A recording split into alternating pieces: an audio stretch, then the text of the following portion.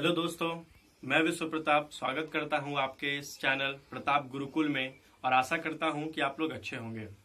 आज मैं आपके लोग के लिए वीडियो लाया हूं जो कि होगा आरआरबी एनटीपीसी के लिए जनरल अवेयरनेस पे, स्पेशली कि आप जनरल अवेयरनेस टॉपिक पे जो है बड़ा सेक्शन है, इसमें आप कैसे अच्छे से स्कोर कर पाएं और कितना ज्यादा स्कोर करें।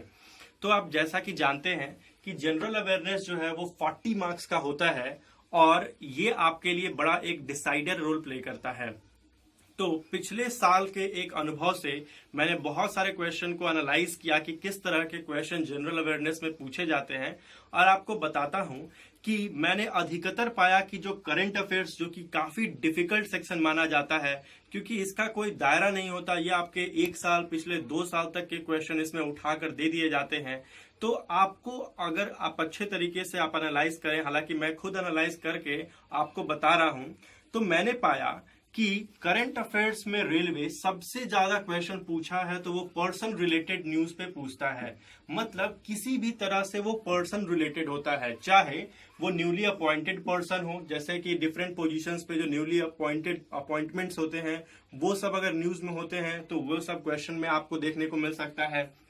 स्पोर्ट्स रिलेटेड हो सकते हैं, अगर हाल ही में कोई अगर नेशनल लेवल पे या फिर दूसरे लेवल में एशियन गेम्स, अगर आप देखें नेशनल लेवल गेम्स अगर होते हैं, कोई ओलंपिक हुआ है, उस तरह का अगर क्वेश्चन अगर हुआ है हाल में, तो उसमें स्पोर्ट्स रिलेटेड कौन से पर्सन किस खेल से एसोसिएटेड है, ये भी प्रश्न आपको देखने को मिलता है। वो किस स्पोर्ट्स से रिलेटेड है, ये भी प्रश्न आपको, ये स्पोर्ट्स रिलेटेड तो आपको पक्का आपको क्वेश्चन देखने को मिलता है।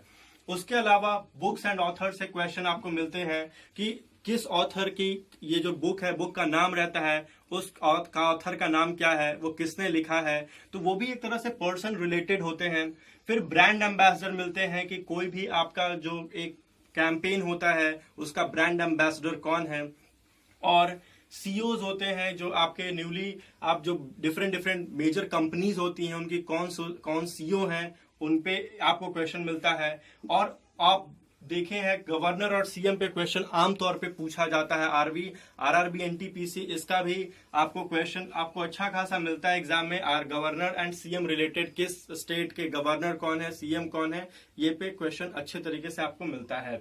तो करंट अफेयर्स में पर्सन रिलेटेड को आप अच्छे तरीके से पढ़ें तो ये सेक्शन जो होगा करंट अफेयर्स में आपको काफी परेशान नहीं करेगा। मेजर कोशिश करें कि आप ये सब जो टॉपिक्स मैंने यहाँ पे लिखा है, न्यूली अपॉइंटेड, जो ये जो सेक्शन के मैंने अंदर सब सेक्शन बनाया है, इन सब पे आप काफी ज्यादा ध्यान दें। और पर्सन रिलेटेड न्यूज जो किसी तरह से फेमस या फिर न्यूज में पॉपुलैरिटी हासिल किए हैं, उनका आप अच्छे से पढ़ें। उसके बाद जो गवर्नमेंट के द्वारा चलाए गए फ्लैगशिप प्रोग्राम होते हैं, ये स्टेट लेवल पे और नेशनल लेवल पे होते हैं, इनका भी आप क्वेश्चन आराम से देख सकते हैं। और ये मस्ट क्वेश्चन आपको मिलता है फ्लैगशिप प्रोग्राम से रिलेटेड, आपको स्टेट लेवल और सेंट्रल लेवल में। तो जो भी स्टेट ने जिस तरह के आप प्रोग्राम शुरू किए हैं, आप उन पे अपनी नजर बनाए रखें और उनको जरूर पढ़ें, क्योंकि इससे क्या होगा कि आपका कैंपेनिंग फ्लैगशिप प्रोग्राम जो होगा ये आपको 1 या 2 नंबर आराम से दिला सकता है। उनका इंटरनेशनल न्यूज फिर जो हो गया थर्ड पॉइंट में, जो अदर नेशंस के पीएम अगर विजिट करते हैं या फिर प्रेसिडेंट अगर विजिट करते हैं, कोई अगर डील साइन होती है, तो वो भी ज्यादा इंपॉर्टेंस रोल प्ले करता है आपके इस करंट अफेयर्स में। इसके अलावा भी जो भी इंपॉर्टेंट जो पॉइंट्स होते हैं जो कि न्यूज में रहे हैं, करंट अफेयर्स के लिए आपको 6 महीना से लेकर के 1 साल तक के पिछले जो वीडियो या फिर वीडियो लेक्चर्स या फिर आप बुक परचेज करके आप उसको अच्छे तरीके से पढ़ें और इन सब चीजों पे अपनी पैनी निगाहें बनाए रखें, क्योंकि ये सब जो होंगे टॉपिक्स, ये आपको कम समय में, देखिए एग्जाम में जनरल करंट अफेयर्स का जो हिस्सा होता है ये बहुत रोल प्ले करता है कि आप सटीक पढ़ें और वह पढ़ें जिससे आपको नंबर आए। तो उससे आपको अपनी एक रणनीति के तहत पढ़नी होगी, जिस कारण से आप प्रयास तो करें लेकिन उस प्रयास का फल आपको एग्जाम में देखने को मिले, ना कि आप उस जगह प्रयास करें जहां कि आपको एग्जाम में देखने को ना मिले। एग्जाम में कॉम्पिटिटिव, खासकर कॉम्पिटिटिव दुनिया में, कॉम्पिटिटिव एग्जामिनेशन में आपको क्या पढ़ना है उससे बहुत ज्यादा इंपॉर्टेंट होता है कि क्या नहीं पढ़ना है। तो इस बात को आपको ध्यान में रख करके तैयारी करनी है कि आप किस तरीके से किस टॉपिक पे कितना मेहनत कर रहे हैं। तो आपको जनरल अवेयरनेस पे जो है लगभग रोज दिन अगर आप देखें तो मिनिमम 2 आवर्स आप जरूर दें, कि अगर आप 2 घंटे इस पे व्यतीत करते हैं और इस पे जो करंट अफेयर्स का आपका जो सेक्शन होता है इसमें आप 30 to 40 मिनट्स दें, तो इससे आपका क्या होगा, क्योंकि एग्जामिनेशन में जो भी करंट अफेयर्स से हिस्सा होता है ये 30% कैरी करता है। मतलब आपको 9 से 10 क्वेश्चन 40 में, मिनिमम 10 से 12 क्वेश्चन 9 से 12 में आपको रेंज में क्वेश्चन जो होंगे वो सिर्फ करंट अफेयर्स से मिलेंगे। तो ये जो एग्जामिनेशन अगर होते हैं तो आप अपनी जो करंट अफेयर्स की जो रुचि है वो बढ़ाए रखें, क्यूरियोसिटी बढ़ाए रखें और ये सब रेगुलर बेसिस पे करते रहें। ऐसा नहीं हो सकता कि आप एग्जाम के एक दिन पहले, एक महीना पहले या पूरे साल भर का कर पाए, उस समय आप सिर्फ रिवीजन कर पाएंगे। तो आपको करंट अफेयर्स के लिए आपको ये सब चीजें मंथली वाइज आपको कंप्लीट कर लेके रखनी होंगी और ये सब चीजों पे ज्यादा। अब हम दूसरे टॉपिक पे बात करते हैं। तो दोस्तों अब हम दूसरे टॉपिक जो कि जनरल साइंस पे आते हैं और इस पे देखते हैं कि इसमें आपके कौन कौन से टॉपिक ज्यादा इंपॉर्टेंट होते हैं और आपको किनको प्रायोरिटी देना है। तो देखिए, आप देखेंगे कि जनरल साइंस में 30% जो आपका वेटेज होता है, मतलब अगर आप देखें कि 12 से 10 14 क्वेश्चन आप देखेंगे कि वो जनरल साइंस से रहते हैं, मिनिमम 10 और मैक्सिमम आप 12 से 14 क्वेश्चन देख सकते हैं कि आपके जनरल साइंस से रहते हैं। जनरल साइंस में भी आपका जो सबसे ज्यादा प्रायोरिटी लिस्ट पे है वो होता है बायोलॉजी। बायोलॉजी से आपको जो क्वेश्चन मिलते हैं वो काफी ज्यादा मिलते हैं। अभी देखा गया है कि 9th 10th के आपके जो एनसीईआरटी जो पैटर्न पे या फिर आपके जो लूसेंट में जो human body, functions of the organs और जो किंगडम्स हो गया, इन सब पे जो है वो ज्यादा प्रश्न अब बायोलॉजी में उठाए जा रहे हैं। तो अगर आप बायोलॉजी में अच्छे अंक अर्जित करना चाहते हैं तो आप पहले इन टॉपिक्स को पढ़ें, फिर उसके बाद आप तेजी से, अगर आप ये कंप्लीट कर पाते हैं, फिर आप और टॉपिक्स को बायोलॉजी में पढ़ सकते हैं, क्योंकि इन सब टॉपिक से क्वेश्चन हाल फिलहाल में काफी ज्यादा पूछे गए हैं। तो आपको इन सब चीजों पे बहुत ज्यादा अभी जोड़ देने की जरूरत है। बायोलॉजी के बाद फिजिक्स में हम लोग देखें तो फोर्स जो कि Newton's laws of motion, gravitation, heat, work and energy, electricity, इन सब से आप देखें तो फॉर्मूला और प्रिंसिपल से रिलेटेड आपको क्वेश्चन पूछे जाते हैं। आपको न्यूमेरिकल बेस्ड क्वेश्चन भी आजकल पूछे जा रहे हैं, फॉर्मूला बेस्ड क्वेश्चन जिसमें आपको डेटा दिया रहता है, आपको कोई चीज फाइंड आउट करने होते हैं। तो आप फिजिक्स पे अगर आप गौर करें तो आप फॉर्मूला, आपको जितने भी फिजिक्स में इलेक्ट्रिसिटी से रिलेटेड, फोर्स से रिलेटेड जो न्यूमेरिकल फॉर्मूला है उस पर आप ध्यान दें और आप बेसिक प्रिंसिपल्स पे भी ध्यान दें, क्योंकि ये सब आपको एग्जाम में काफी अच्छा मार्क्स दिला सकता है। और बात करें केमिस्ट्री की तो metals and its properties, compound name, important facts related to the chemistry, जो कि इंपॉर्टेंट फैक्ट्स और मेटल्स और उसके प्रॉपर्टीज के गुण, रिएक्शन, इवन यहां तक बैलेंसिंग तक आपको क्वेश्चन मिलते हैं। तो आप इन सब को एक स्ट्रैटेजी वाइज, आप अगर जनरल साइंस पे हर दिन अगर आधे घंटे से 1 घंटे अगर समय देते हैं तो आप रेगुलर बेसिस पे आप देखेंगे कि 1 घंटा में आप टाइम डिवाइड करके कि मुझे बायोलॉजी पढ़ने हैं, फिजिक्स पढ़ने हैं, केमिस्ट्री पढ़ने हैं, ऐसा ना करें कि एक बार बायोलॉजी को खत्म करने की कोशिश करें कि आप पूरा बायोलॉजी पढ़ जाए, फिर फिजिक्स पढ़ें, फिर केमिस्ट्री पढ़ें। ऐसा ना करें, क्योंकि आप अगर बायोलॉजी पढ़ भी लेंगे पूरा तो आप मुश्किल से ज्यादा 2 से 3 प्रश्न ही उसके सॉल्व कर पाएंगे। सो अच्छा है कि आप सबसे पहले तीनों सेक्शन को टच करें और एक टॉपिक निर्धारित करके कि मुझे आज बायोलॉजी से ये टॉपिक पढ़ने हैं और उस टॉपिक को कंप्लीट करें।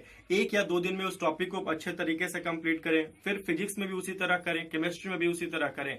आपका जो टॉपिक ये सब है, बायोलॉजी, फिजिक्स, केमिस्ट्री, ये हर दिनचर्या में आपके शामिल होने चाहिए। तो अब हम बात करते हैं अपने अगले इस पे पॉइंट पे।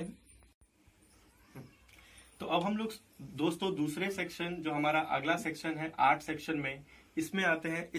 इसका जो सेक्शन है और जो सिलेबस है वो काफी बड़ा है।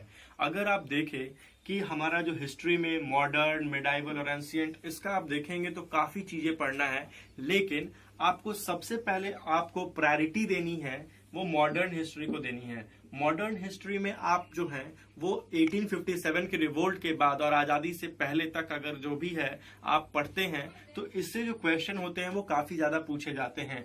उसके बाद आप जाइए मिडाइवल हिस्ट्री में।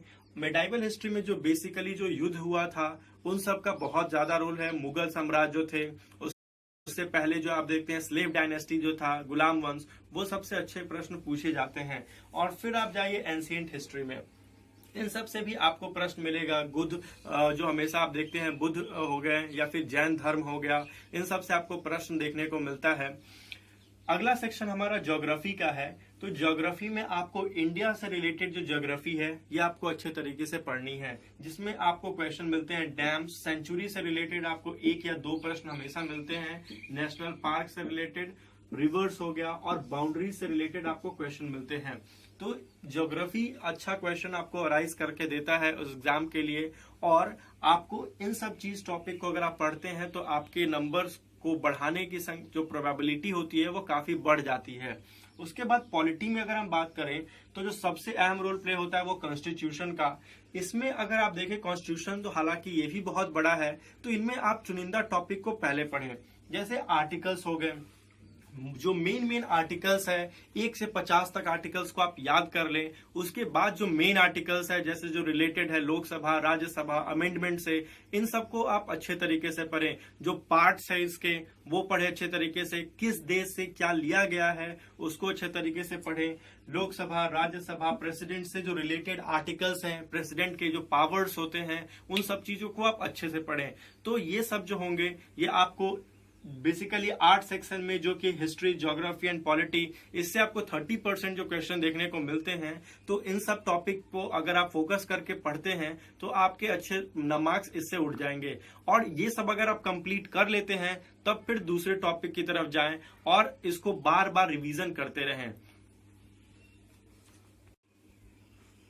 तो दोस्तों अब हम लास्ट टॉपिक पे पहुंचते हैं, जो हमारा अदर इंपॉर्टेंट टॉपिक है। अगर उतना आप कर लेते हैं तो ये सब छोटे छोटे टॉपिक्स हैं जिनको आप रेगुलर बेसिस पे पढ़ना है। जैसे कि अगर आप उठा लेते हैं monuments and places of India, तो ये काफी छोटा टॉपिक है और इससे अगर आप देखेंगे तो 1 या 2 प्रश्न आपको मिल सकता है। मोस्टली ज्यादा से ज्यादा 1 क्वेश्चन मिलेगा इस पे।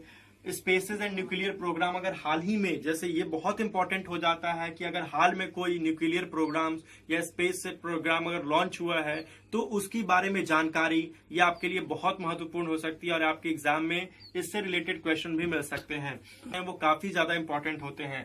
फिर ट्रांसपोर्ट सिस्टम में आप देखते हैं 3 तरह के ट्रांसपोर्ट सिस्टम जो आते हैं, एयर हो गया, रेल हो गया, वाटरवेज हो गया। तो मोस्टली इसमें आपको रेलवेज के लिए और आपको जो होता है वो एयरवेज के लिए जो इन्वायरमेंटल इश्यूज पे आपको फोकस करना है। इन्वायरमेंटल इश्यूज पे थीम्स हो जाते हैं, उन पे आपको फोकस करना है। उसके बाद इंडियन इकोनॉमी और कंप्यूटर, हालांकि इन सब से प्रश्न पूछे जाते हैं लेकिन 1-2 प्रश्न आपको देखने को मिल सकता है। तो ये सब उतने इंपॉर्टेंट नहीं है जितना इंपॉर्टेंट मैंने पहले बताया है कि कौन कौन से पार्ट आपको पहले ध्यान देने हैं। आप अगर इन सब चीजों पे ध्यान दें तो ये सब काफी छोटे टॉपिक्स होंगे जो कि इजीली आप कवर कर सकते हैं। इसके अलावा जो कैलेंडर में जो डेट्स होते हैं या फिर इवेंट्स होते हैं, उनका जो थीम्स होता है, नेशनल रैंकिंग हो गया, ये सब पे आप अगर ध्यान बनाए रखते हैं तो आपका जनरल अवेयरनेस में मिनिमम 30 to 40 मार्क्स आप इजीली स्कोर कर सकते हैं। और आपकी जो प्रिपरेशन होगी वो एक अहम रोल प्ले करेगी आपके मेरिट, आपको जॉब दिलाने के लिए। तो थैंक यू दोस्तों, और मैं आशा करता हूं कि आपको ये वीडियो काफी पसंद आएगा और आप इस पे आप काम भी करेंगे। आपको अगर कोई डाउट हो तो आप कमेंट सेक्शन में जा करके अपने डाउट्स को जरूर पूछें और मैं आगे इसके रिलेटेड और जो टॉपिक्स आप बताएंगे उन पे मैं वीडियोस लेकर के भी आऊंगा जो कि आपकी मदद करेगा एग्जाम में पास करने के लिए। तो धन्यवाद दोस्तों, और इस चैनल को लाइक और सब्सक्राइब